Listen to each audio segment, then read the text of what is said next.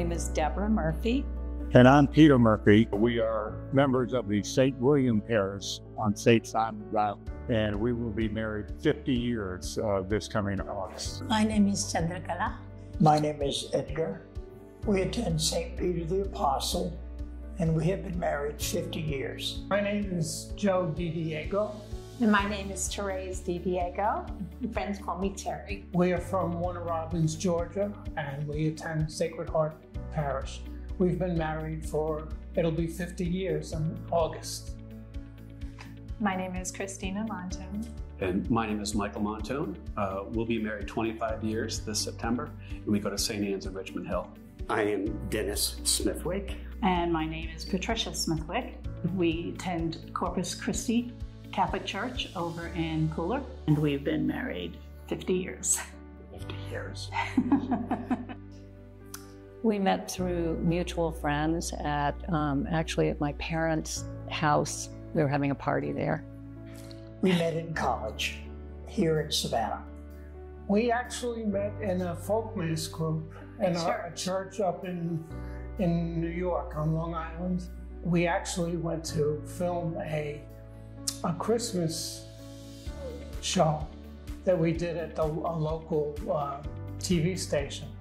And we had both groups together, and I played guitar and oboe. And I had a solo on the oboe, and I couldn't hold the guitar while I was playing the oboe, or hold the oboe well. So I turned around and Terry was standing next to me. It was the first time I saw her. And I turned to her and asked, "Can you hold my oboe?" And she said yes. Ooh, that's a funny story. Yes. Well, we met in college. I went to state school in Syracuse, and Christina went to Syracuse University.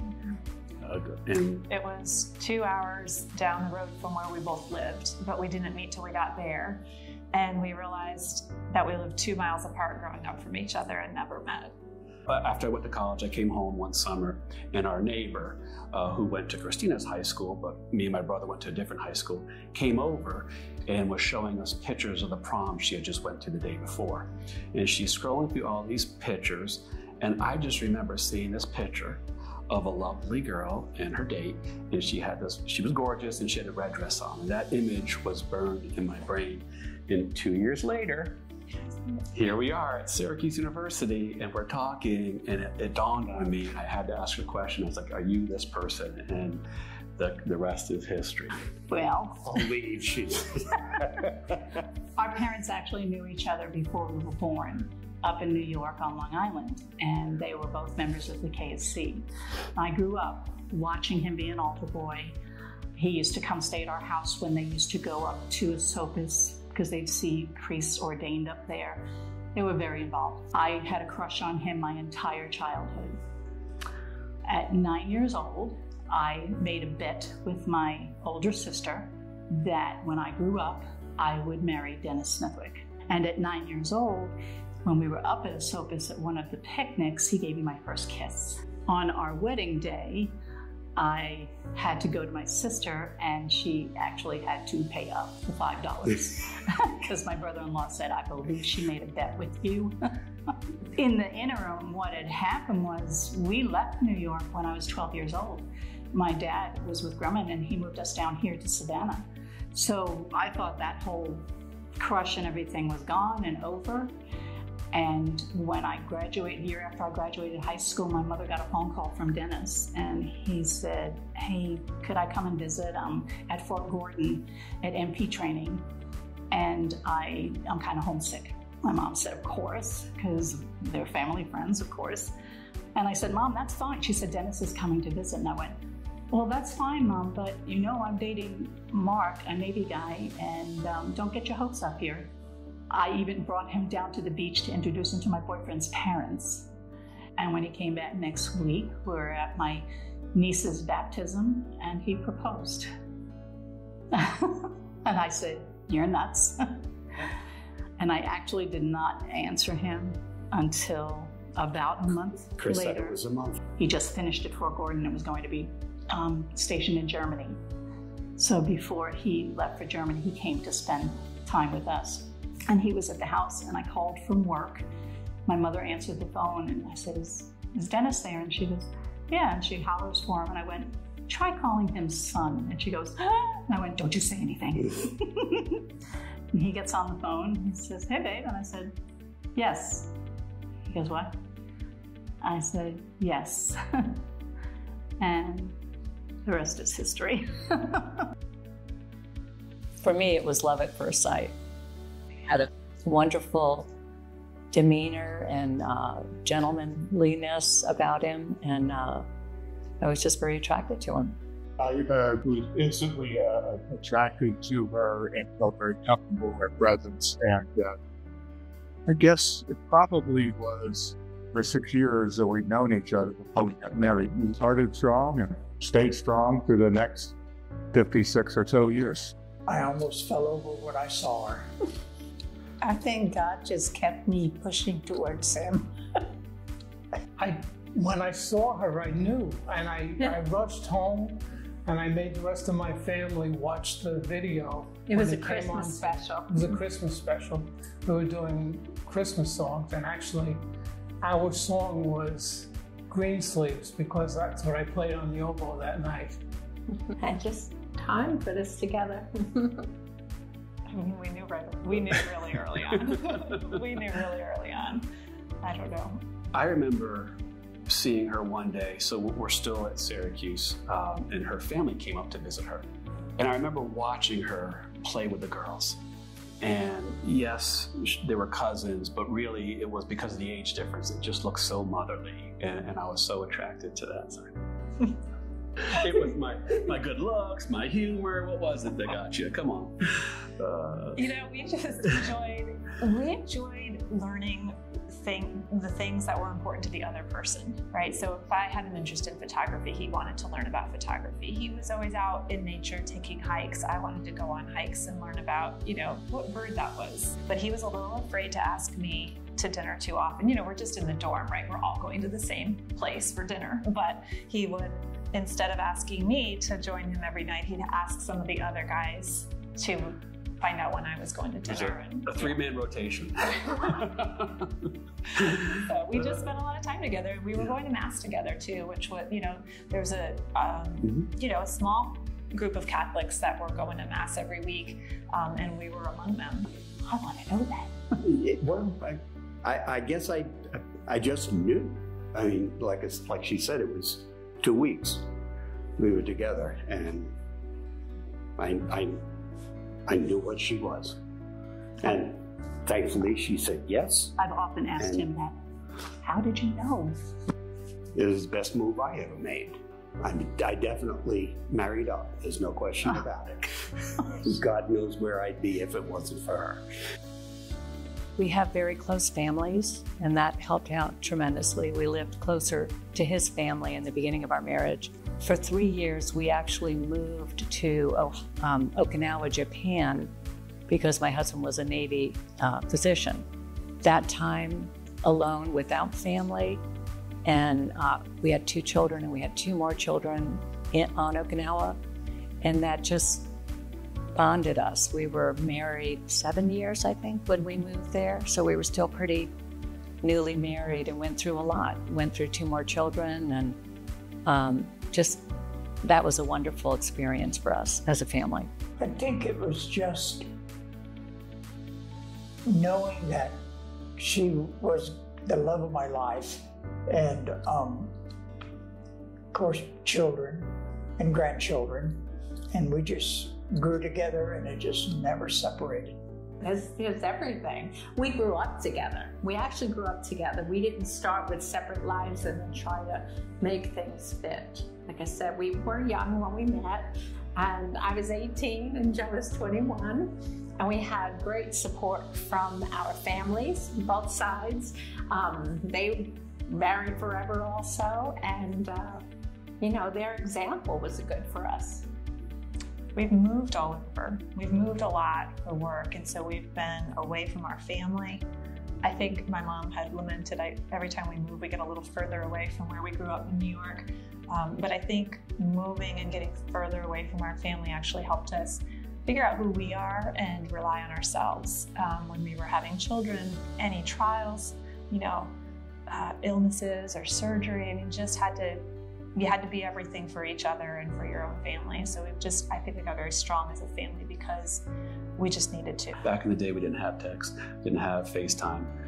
So our parents and grandparents and mentors and coaches were there, but it wasn't, they weren't able to be present because we kept moving further away. And there was times together where you look at each other, we're it. And so you learn real quick how to be, like Christina said, everything. Or you learn what does the other spouse need. Our faith and a sense of humor. Yeah. Yeah, like any married couple, certainly like Bishop said at Mass, no marriage goes without trials and tribulations, and certainly we've had some scary times. But we look at each other and go, how do people do it without God in their life? Yeah. Who do they turn to? Where do they get the answers? How could we argue with him? He knew when I was 9 years old, he knew that this was meant to be. And he managed to bring us around full circle and back together. You don't argue with that.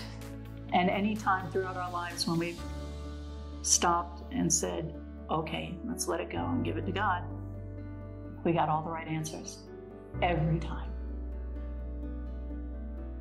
Through multiple medical issues that I personally have, not only was I a cardiovascular surgeon for my career, but I also suffered a whole host of various injuries and different maladies that required pretty intensive care.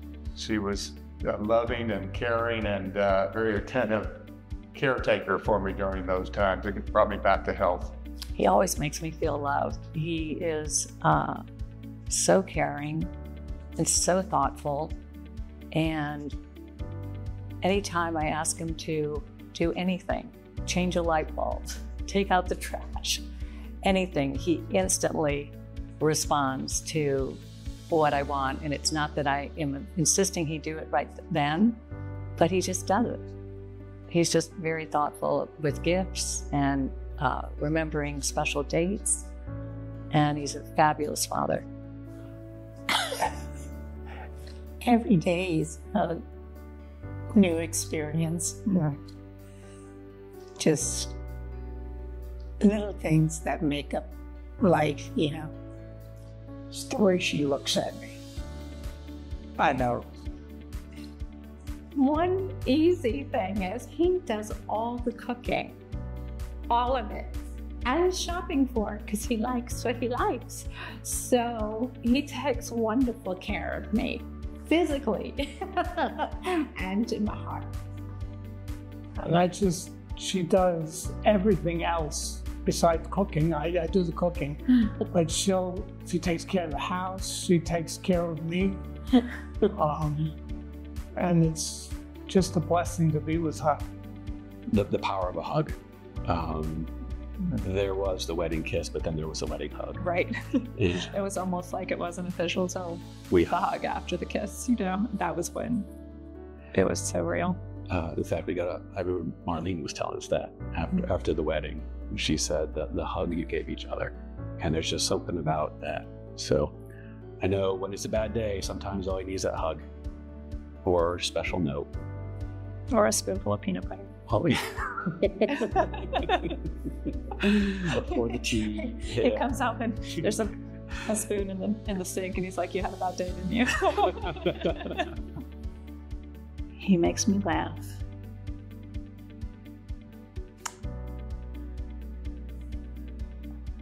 He's tender. He's a hard worker. He's so...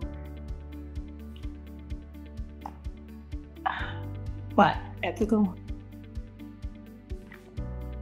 Great dad. Loves his 4 girls. Pretty good guy. But make me feel loved. I know I can always count on him.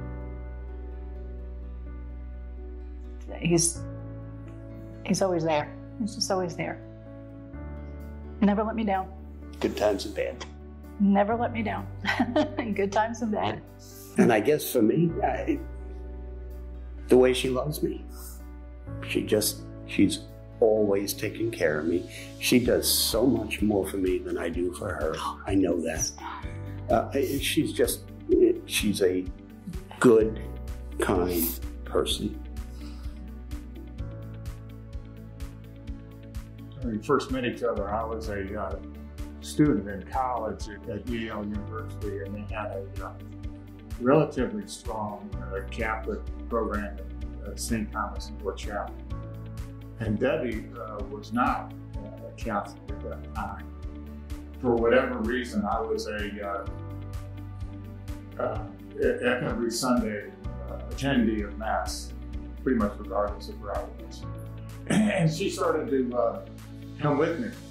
And without any prompting from me, she fell in love with the faith, and on her own reached out to a group of nuns in the New Haven area and went through our CIA program and converted to Catholicism just before we were married. She now, with many converts, are probably a better Catholic in many ways than I will ever be. That's not true. He converted me. He was the first one that really converted me to the faith. It was an understanding of how God put us together in just some surrealistic circumstances, which kept us together.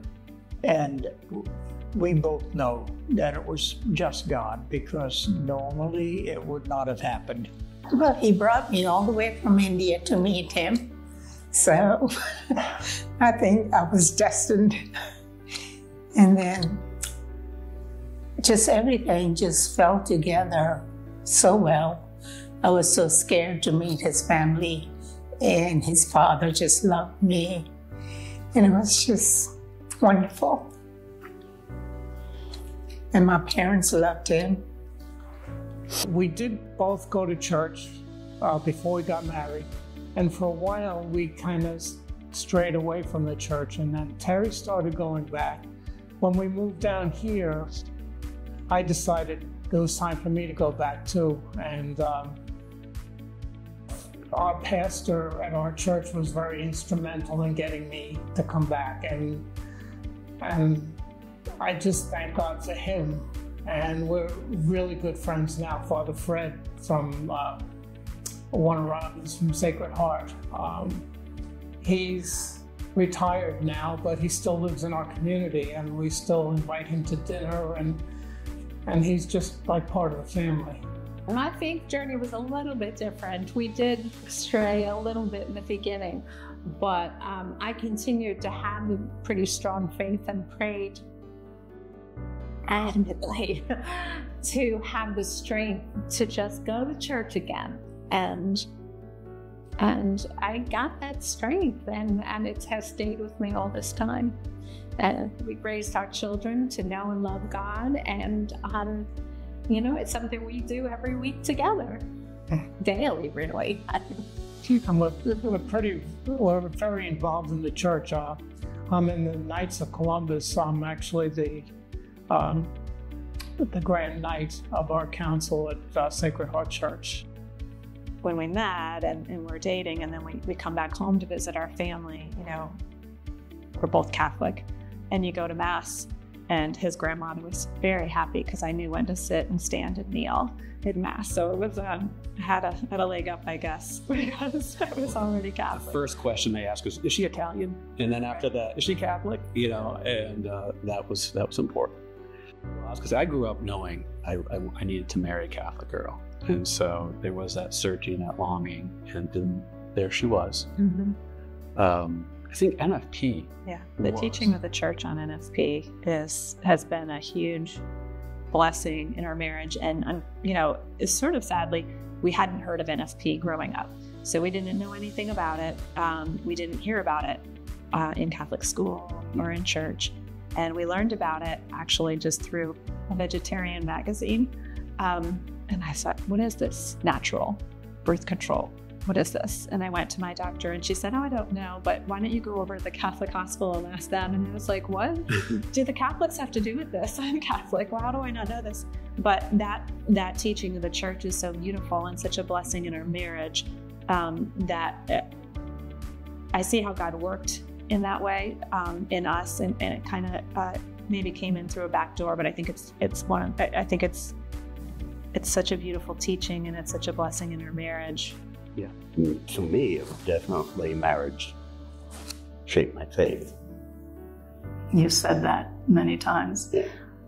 Even though we both grew up in a very, very faith-filled homes, strongly religious and Catholic and devout, but he was a little bit more of a rebel. So when I got him, he was a bit rough around the edges, but... Yeah, I grew up in the 60s and 70s. Yeah, right. Didn't we both? But I had a strong faith going into the marriage. And yeah, he thanks me all the time that we laugh. He goes, you're my way into heaven. And I went, well, then you're in trouble. Because don't count on me. But we count our blessings every day. Spend time knowing them before you get married, and try to have as many experiences as you can to see how each other responds and reacts, and look for that support and that love from someone. I think too, it's helpful when you have something in common, you know, with whether it's your family life or the way you've been brought up or your education, something that links you like that is that's something to be shared. And I think that gives you a step up. Don't give up on each other, ever, no matter what. And know that you have a relationship with God, and just follow Him, and He will take you where you're supposed to be. He'll always give you the right answer when things are not right. Know that it's a full commitment, not trial and error, not if it doesn't work, move on. 15 years we're together, and like I said, we did grow up together. We grew a little differently too, and we're different people than we were back then, but separating or not growing together was never an option. It was never even on our minds. We just learned to live together and love each other. Pay attention to what their parents are like, because you will turn into that. That is, yes, you're marrying, the person you're seeking is the one you're marrying, but yes, you will be integrated into the families. But I also think, I think one of the things we noticed in college when we were very, early on in dating was you bring out the best in me and I bring out the best in you. And that's really, you want somebody who knows how, beautiful you are on the inside. And then you hopefully keep growing in that. As the bishop said in the homily, and it's something we've said all along, and our friends have said in some of the ministries, marriage-related ministries we've been involved in, is it's my job to get him to heaven, and it's his job to get me to heaven. They're looking at all the wrong places. I watch them, and their choices are scary. So I wish we could get more of them to look to God for the answers and know in their heart that He's going to lead them on the right path and to the right person. Any regrets? No.